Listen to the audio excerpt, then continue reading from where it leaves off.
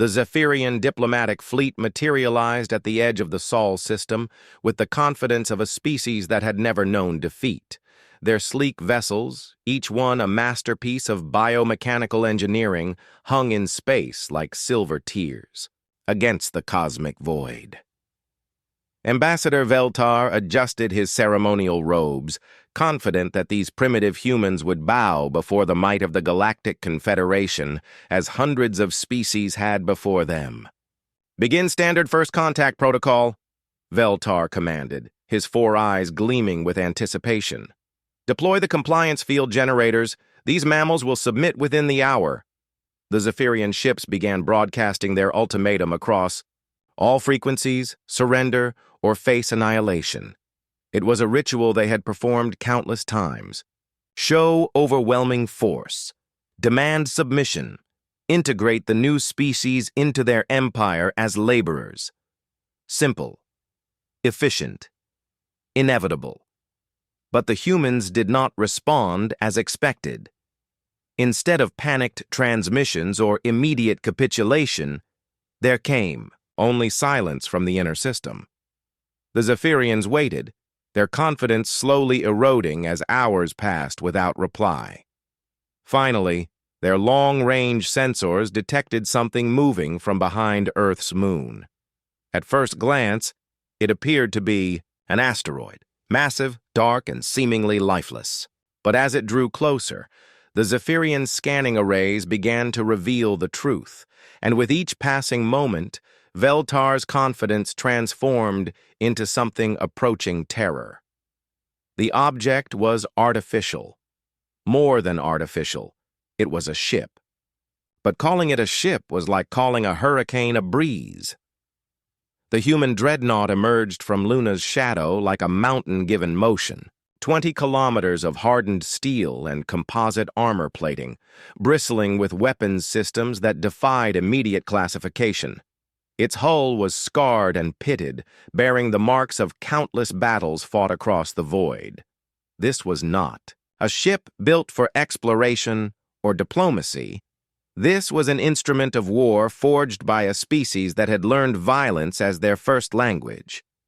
"By the Seven Suns," whispered Veltar's tactical officer, his voice trembling as sensor data flooded their screens.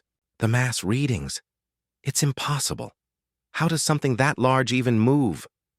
The Dreadnought's engines flared to life, casting an orange glow across space that seemed to burn with humanity's defiance. As it accelerated toward the Zephirian fleet, more details became visible through their enhanced optics.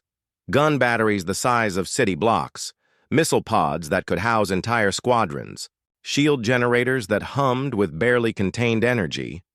But it was not just the ship's size that sent ice through Zephirian veins.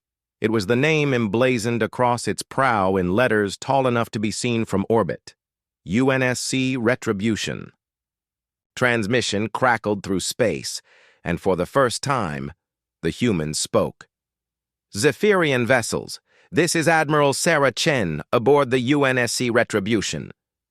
The voice was calm, almost conversational, carrying an undertone of steel that made Veltar's skin crawl.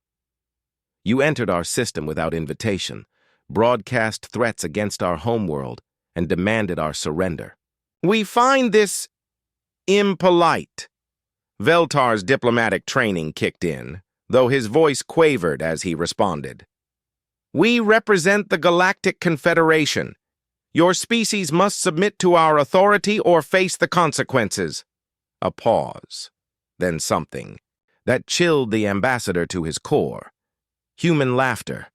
"Ambassador," Admiral Chen's voice carried a note of dark amusement, "let me explain something about humanity. We've been killing each other for 10,000 years.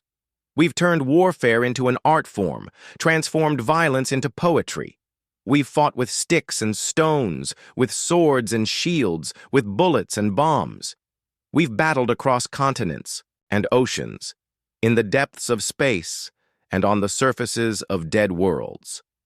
The Retribution continued its approach, and the Zephirian ships began to register the true scope of its armament. energy weapons that could glass planets, kinetic bombardment, systems that could crack moons, point defense networks that could swat entire fleets from the sky. We united our species not through peace, but through the mutual recognition that we were too dangerous to fight among ourselves any longer. We turned our gaze to the stars not as explorers, but as conquerors seeking new challenges. And now you've brought those challenges to our doorstep. Veltar's tactical displays showed impossible readings. The human ship's weapons systems were powering up, each one capable of destroying his entire fleet. But it was the psychological warfare that truly terrified him.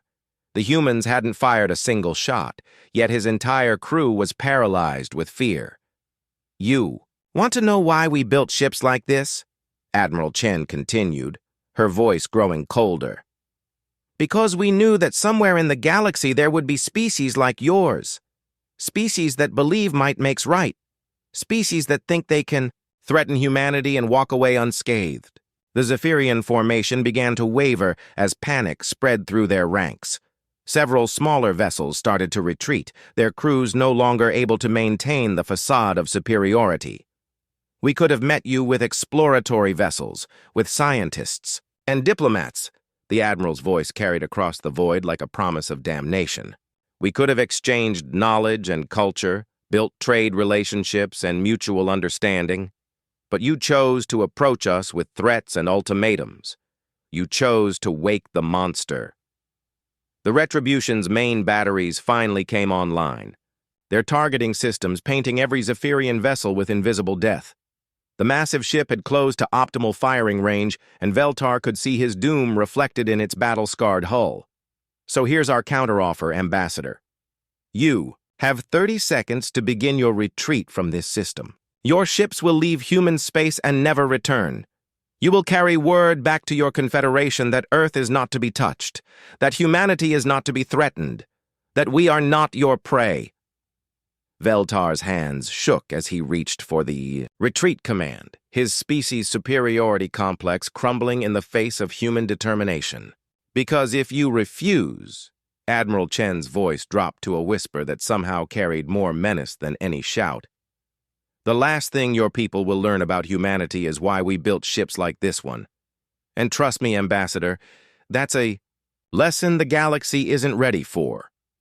The Zephirian fleet began its withdrawal, their first contact with humanity ending not in conquest, but in retreat. As they jumped back to hyperspace, Veltar cast one last look at the monster ship that had shattered his people's ambitions with nothing more than its presence and the promise of violence. The Retribution held its position, watching them go, a silent sentinel reminding the galaxy that some species were born not to be conquered, but to conquer.